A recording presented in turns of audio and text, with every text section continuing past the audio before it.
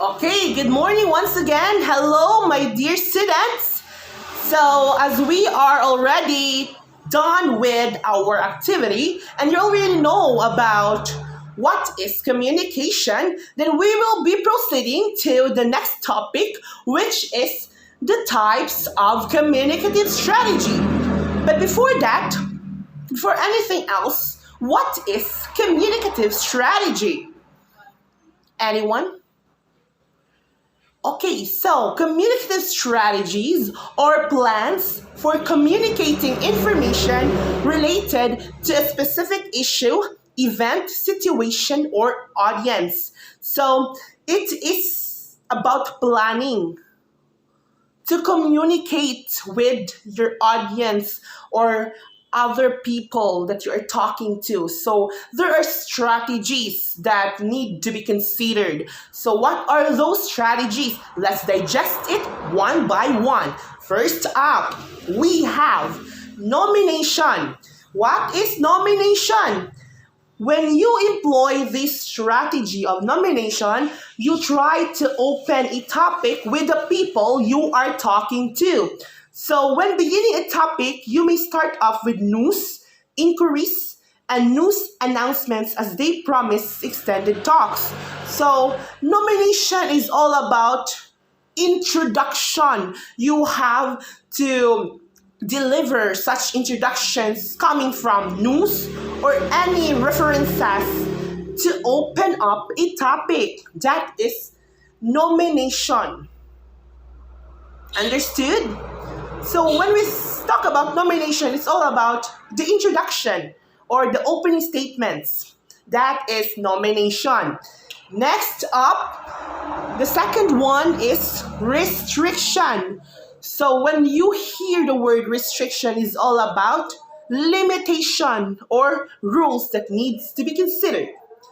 That need to be considered. Any limitation you may have as a speaker when communicating in the classroom, in a meeting, or while hanging out with your friends, you are typically given specific instructions that you must follow. So, in following instruction is a must for you to have a smooth flow of communicating to your audience. So I don't anymore have to elaborate more about this strategy because it is very common and it's very familiar to you, right? So this is example and I will not anymore be reading this. So just remember to always be on point and avoid side sweeping from the topic during the conversation to avoid communication breakdown. So that is the main rule of the communication strategy, which is restriction. Next up, we have the third one is turn taking.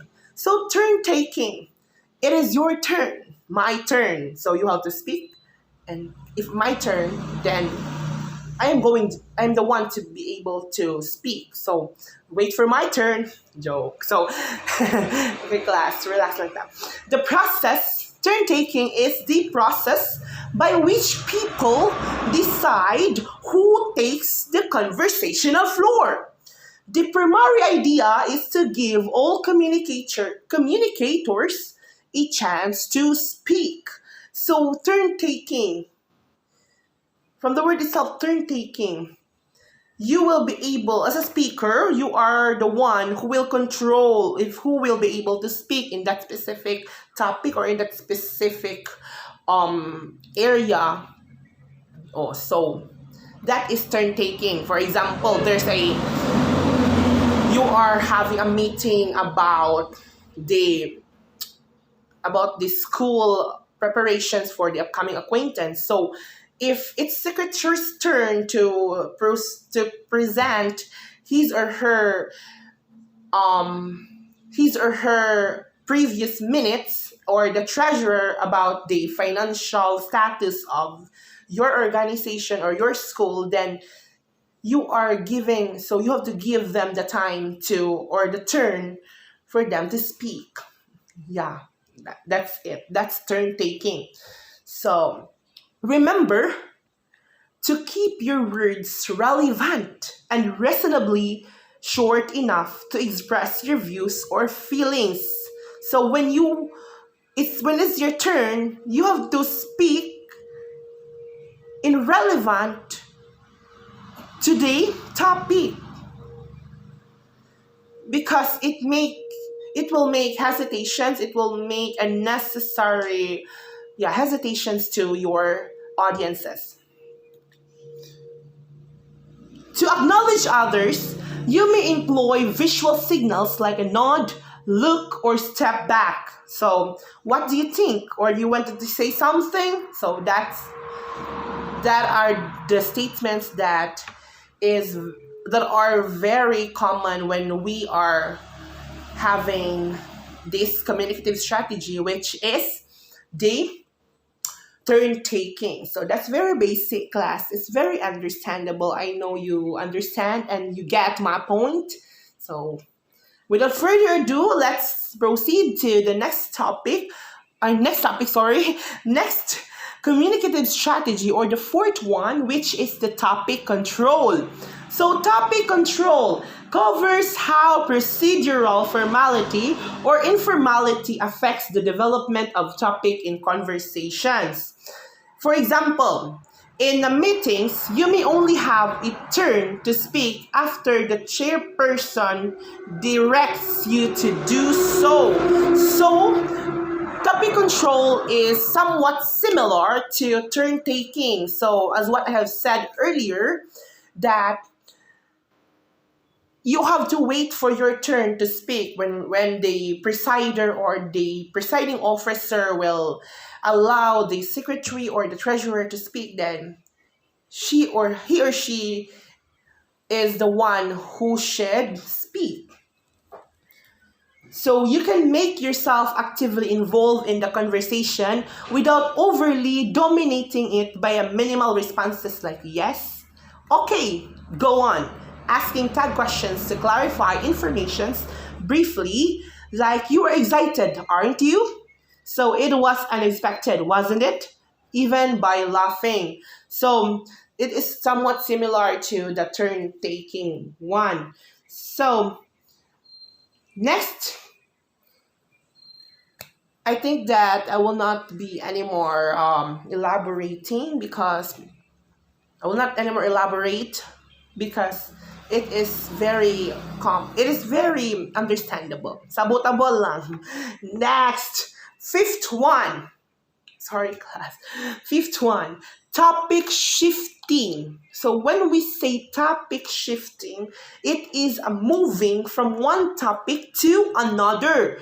In other words, it is where one part of a conversation ends and where another begins. So it is where a topic ends and a new topic begins. So topic shifting from one topic to another. You are currently ending the topic that is previously discussed, and you are opening a new topic for you to deliver or for you to discuss with your students or your audience. So for example, having a class. So since everyone is already familiar or already know about communication, then we will be proceeding to the next topic, which is communicative strategies. So muna, yan na ang example sa topic shifting. So mag-discuss ginagmay about or mag-review about sa previous topic, and we will be opening another topic, that is topic shifting. Okay, so next up, we have repair. So the communicative strategy, which is repair, refers to how speakers address the problems in speaking, listening, and comprehending that they may encounter in a specific conversation.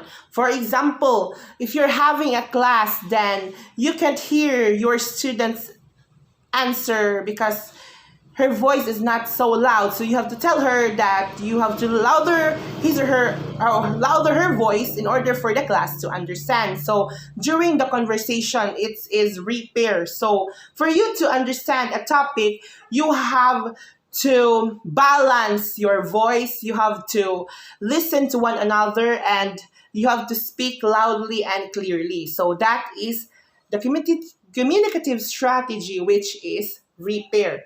So speakers will always try to address and correct if there is a problem in understanding the conversation. Like, may I ask if, may I, may I ask if, what did you said earlier, ma'am? I didn't hear what you have talking to. So that is repair. So next, the seventh and the last communicative strategy is the termination. Termination is close initiating expressions that end a topic in a conversation. So close initiating expressions such as, okay, any questions? And to end the class, you have to say like, okay, class, dismiss. So those are close initiating expressions. Understand, like the presiding officer will say, the meeting is now called to order. So meaning to say, the meeting is already ended. So most of the time, the topic initiator takes responsibility to signal the end of the discussion as well. So those expressions will let the audience or let the persons involved in a specific conversation know that the conversation is already at the end part. So that is all about the communicative strategy. Any questions? Okay, thank you so much.